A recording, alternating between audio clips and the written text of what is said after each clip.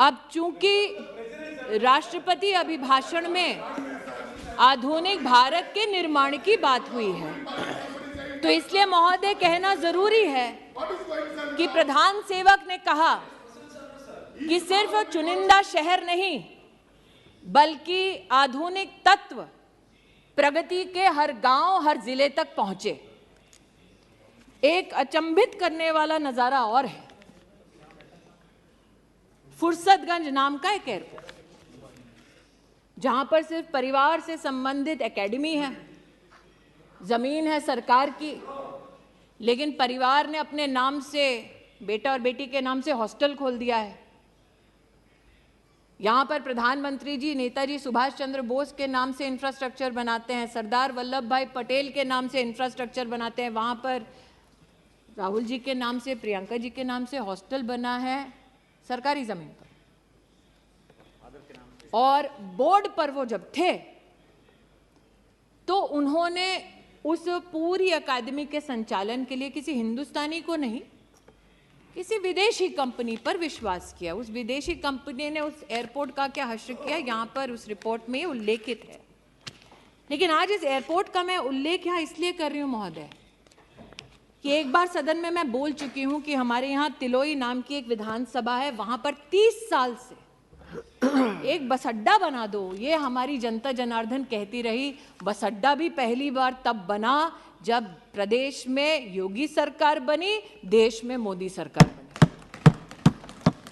और आज अमेठी के सांसद के नाते मैं आनंदित हूं कि फुर्सतगंज एयरपोर्ट को अब उड़ान की स्कीम में सम्मिलित कर लिया गया है और अब अमेठी का साधारण नागरिक भी हवाई सेवा का इसमें फायदा उठा सकता है।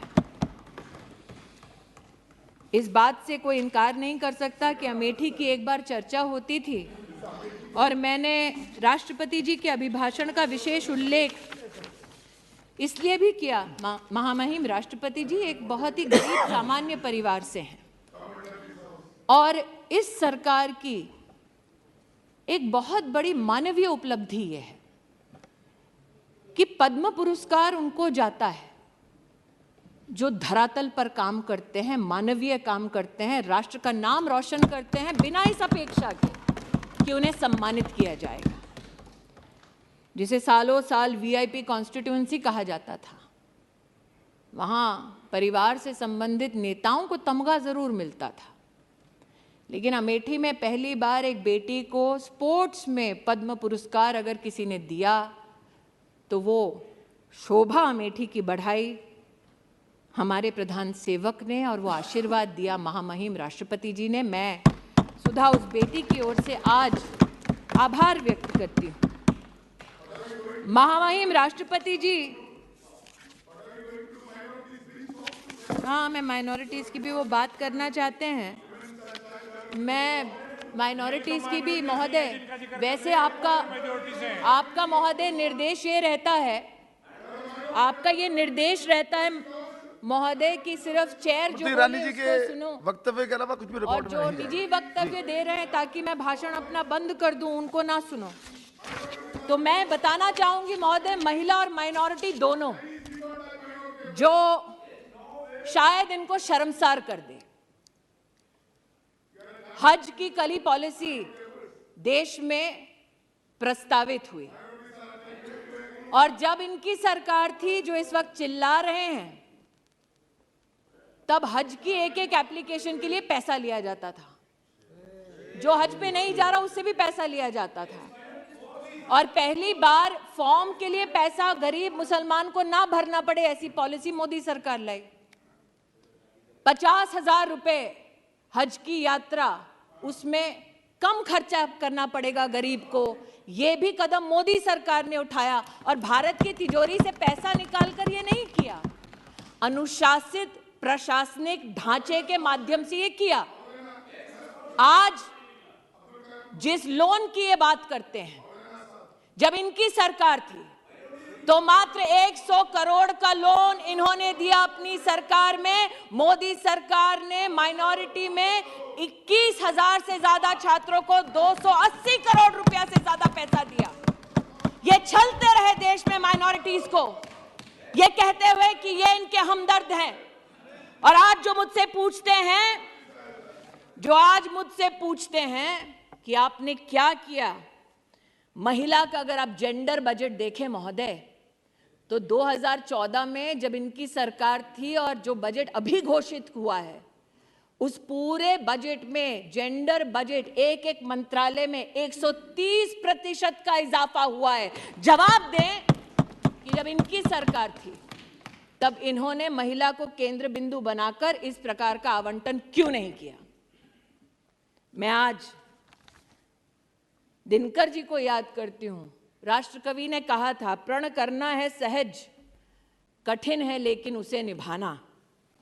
सबसे बड़ी जांच है व्रत का अंतिम मोल चुकाना।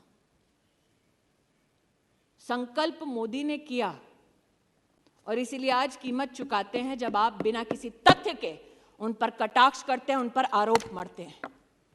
जिन्होंने आज इस सदन में आरोप मढ़ा वो बताएं कि 40 एकड़ भूमि पर आज भी 623 रुपए क्यों देते हैं, वो भूमि छोड़ते क्यों नहीं और सरकार को वो भूमि लौटाते क्यों नहीं।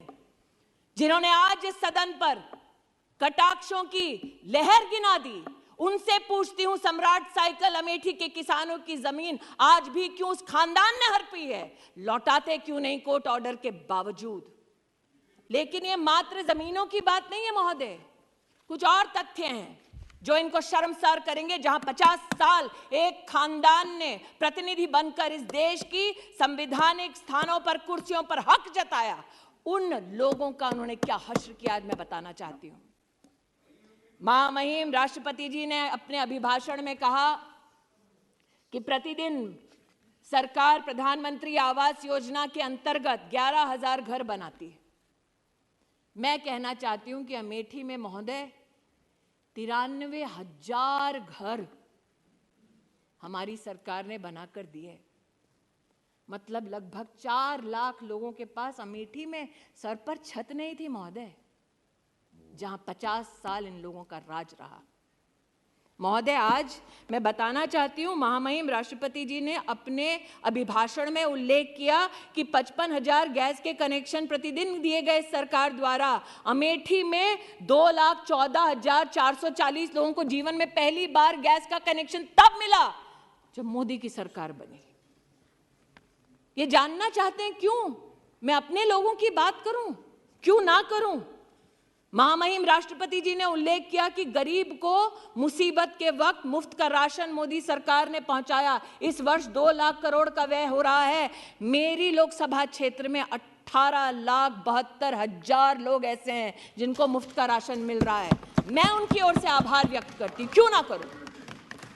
305 किलोमीटर सड़कें सिर्फ मेरे एक जनपद में बनी है महोदय। 5 गांवों का नाम सुना देती हूं। 50 साल में इन 5 गांवों तक कभी सड़क नहीं पहुंची थी। जवाब देना पड़ेगा इन लोगों को जो बड़ी बड़ी डींगे हाँकते थे कि अपने ही संसदीय क्षेत्र में। मैंने महोदय सुना था हिंदी में, दिया तले अंधेरा, चोर की दाढ़ी में तिनका, उल्टा चोर कोतवाल को डांटे। आज इन सारी हिंदी की जितने भी हमारी प्रोवर्ब्स हैं उनका एक दर्शन मैंने यहां किया है। उनको जवाब देना पड़ेगा। 5 गांव के नाम भी बता देती हूं जहां सड़क ही नहीं पहुंची कभी। इसलिए महोदय आज महामहिम राष्ट्रपति जी के अभिभाषण पर आभार मैं इसलिए व्यक्त करती हूं कि देश में पहली बार आदिवासी समुदाय की एक बेटी को, एक महिला को राष्ट्र के सबसे उच्च संवैधानिक पद पर मात्र नरेंद्र भाई मोदी के प्रयासों से पहुंचाया गया। इतना ही संतोष नहीं कर रही हूं, मैं गौरव करती हूं इस बात का कि अगर आप समुचित सरकार का आदिवासी क्षेत्र के लिए बजट देखिए तो जब कांग्रेस की सरकार थी तो 19,000 करोड़ रुपया खर्चा करते थे, पूरी सरकार को कहते थे, और जब मोदी जी की सरकार बनी तो 88,000 करोड़ रुपया मात्र आदिवासी परिवारों के लिए हमारी सरकार ने व्यय किया। क्योंकि मैंने दिनकर जी का उल्लेख किया तो आप तो वरिष्ठ हैं महोदय, आप राष्ट्र कवि का कई बार कई भाषणों में उल्लेख भी कर चुके हैं, कई चर्चाओं में उनका उल्लेख कर चुके हैं। उन्होंने कहा था कि सच है विपत्ति जब आती है कायर को ही दहलाती है। वो कौन था जो कहता था विदेश से वैक्सीन लाओ? वो कौन था जो कहता था हिंदुस्तान की वैक्सीन ना लगाओ? और वो कौन था जिसने कहा कि विदेश पर नहीं अपने देश पर भरोसा करो, वैक्सीन यहां बनाओ और हर हिंदुस्तानी को मुफ्त लगाओ? उस शूरमा का नाम मोदी। इसलिए आज इतना ही कहती हूं कि विघ्नों को गले लगाया, कांटों में राह बनाया, और इसीलिए कांटों में राह बनाने के लिए और भारत के नवनिर्माण के संकल्प के साथ संकल्पित अमेठी को भी आशीर्वाद देने के लिए मैं देश के प्रधान सेवक का आभार व्यक्त करती हूँ, अभिनंदन करती हूँ, और महामहिम राष्ट्रपति जी को इस सदन के माध्यम से कहना चाहती हूँ पुनः कि वो सिर्फ महिलाओं का नहीं, सिर्फ आदिवासी परिवारों का नहीं, बल्कि राष्ट्र का गौरव है। और अमृत काल में हमारे राष्ट्र में इसी प्रकार की महिला और सामाजिक परिस्थितियों से उत्थान करने वाली महिला का उल्लेख बार बार हमारे इतिहास में स्वर्णिम अक्षरों में हो। अमृत काल में मेरी प्रभु से यही प्रार्थना है। महामहिम राष्ट्रपति जी को बड़े गौरव के साथ चरणों में शीश झुका के उनके अभिभाषण के लिए आभार व्यक्त करती हूँ।